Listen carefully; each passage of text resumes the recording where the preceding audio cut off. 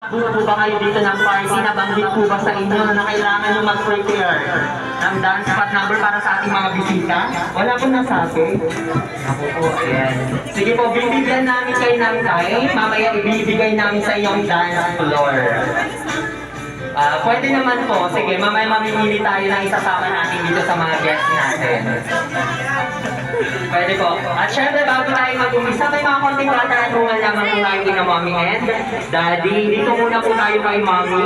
Ayan. So, Mommy, paano niyo po pinaghandaan yung birthday celebration, yung third birthday ni Zion dito po sa Jollibee Tandansora Commonwealth?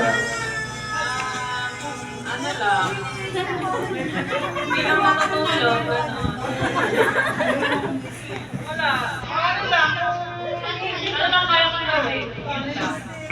Ayan, so binigay naman yung the best para mag-celebrate yung third birthday ni Zion dito sa Jollibee Tandansora Commonwealth. Palakpakan naman po natin si Mommy.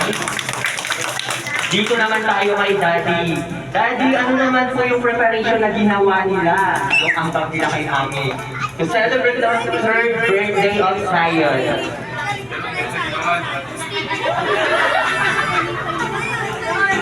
Ayan, so tingnan daw sila. Talaga namang pinagandahan po nila yung third birthday ni Zion dito po sa Jollibee Tandansora Commonwealth.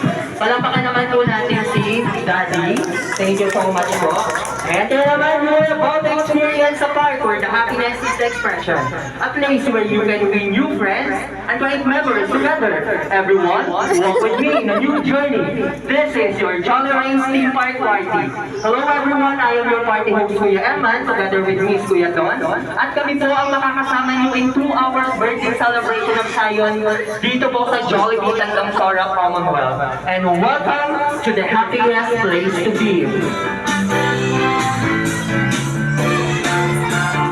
So lahat po ng naandito kilala ang ating birthday celebrant. Lahat po ng naandito kilala.